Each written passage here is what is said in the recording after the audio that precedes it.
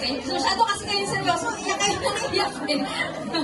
So, actually mga kapatid, not until you are a mother, hindi mo marirealize kung gaano talaga ang halaga ng pagiging isang ina. Tama po ba?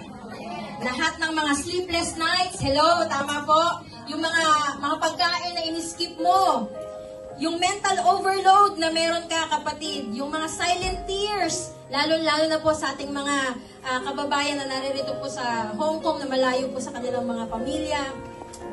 Yung pagod na dinadala mo na sagad hanggang buto, tama po?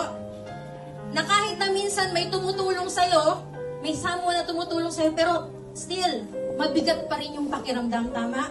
Because sometimes you will feel that the burden is just all on your shoulders. Amen po ba?